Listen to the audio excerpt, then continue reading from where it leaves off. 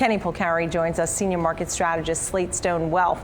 I'm glad you're back with us because last week we were talking and we even had more volatility since last week. We had our worst point sell-off ever, right? Over 2,000 points, got back 1,000.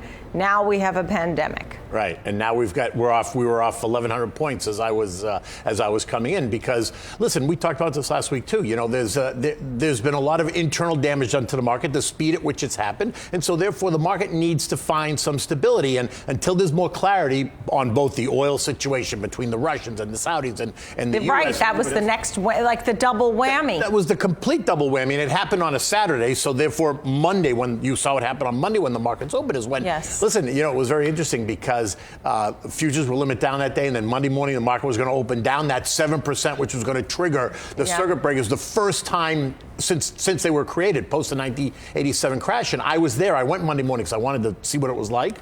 And it was very interesting because the market opened down, and then 4 minutes later, the bell rang and it just stopped trading. There was you remember the days when there was just no commotion, right? I was watching it closely. 9:34 a.m., 7%. You hit the first circuit breaker, and the part that really made me nervous was when it reopened.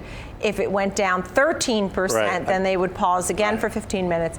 And that's when my heart the 7% I somehow could stomach. Right. The part that made me nervous was whether or not it was going to fall further. Right, the but additional it didn't. 6%. But it and didn't. I think a lot of people, which made 13%, I think that was exactly how a lot of people felt. But the fact that when it reopened, it didn't do that at all. Right. And I think that was almost a sigh of relief for a lot of people. Oh, for sure.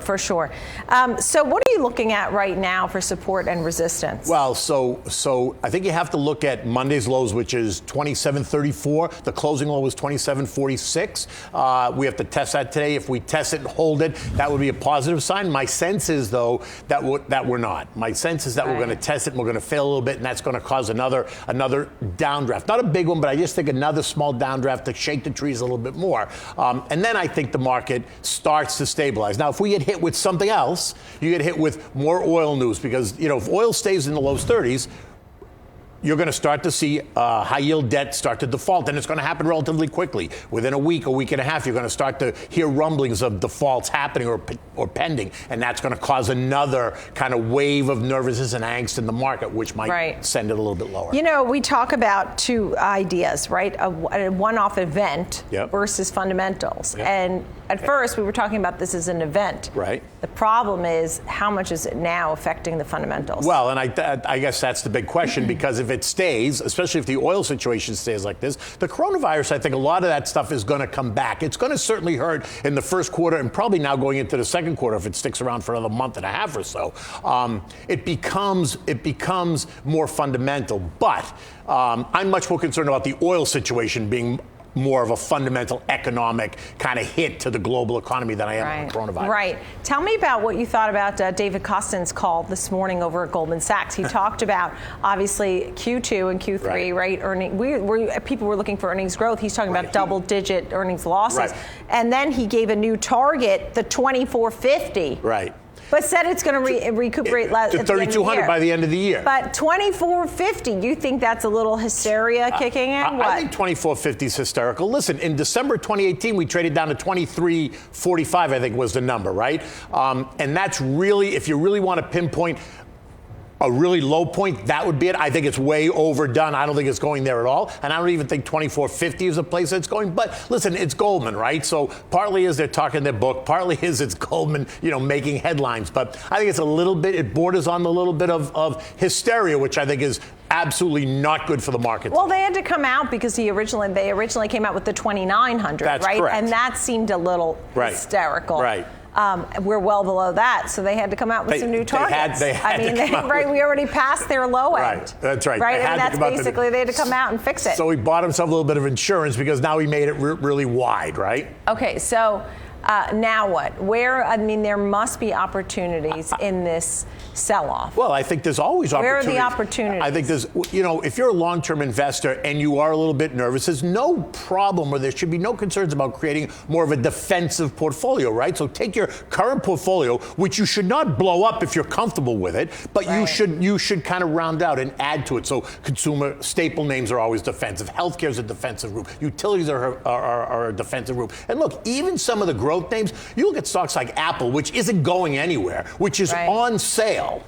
But for the long-term investor, and if you've already owned it, you can average down. If you own it higher, you can average down. If you own it right in here, you're just going to add to it. But for the most part, if you're nervous as a long-term investor and you want to be more defensive, then play more defensive. Mm-hmm. Are there names that you're looking at that you're saying, I'd like to get in there? Well, listen. Apple would be a name, and from away from all that in the financials, because the financials are on sale as well. J.P. Morgan, I love. I've always loved J.P. Morgan. I think Jamie Dimon does it right all the time. And out of the banking names, that would be the name I look at. If you want to look at kind of consumer staples in healthcare, you've got to look at things like CVS, Procter & Gamble. Last week we talked about Kellogg. We talked about kind of big Americana staple names. Right. Did you see what's going on with Boeing? Boeing's getting beat down, new lows again, all new lows again, pulling in on their loan. But they can't get out of their own way. They cannot get out of their own way. Right, so that's a different story. That's a very different story, and I think you have to.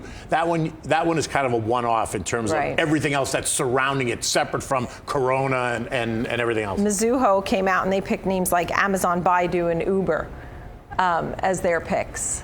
Amazon, I understand, and Amazon's always a great quality name, and so and that's on sale too as well. So Uber and Baidu, I don't follow a lot, so I'll stay away from that. So you're saying basically sort of stay defensive in your portfolio. Don't sell. Don't go to cash.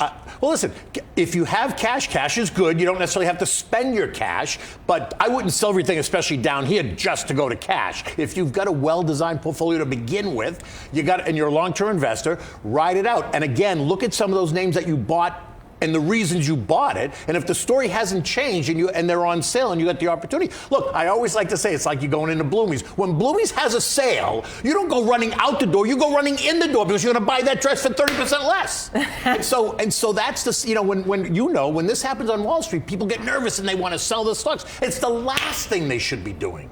Good advice. Kenny Polcari, thank you for being here. Senior market strategist at Slate Stone Wealth. Thanks for joining us on the show. We appreciate it.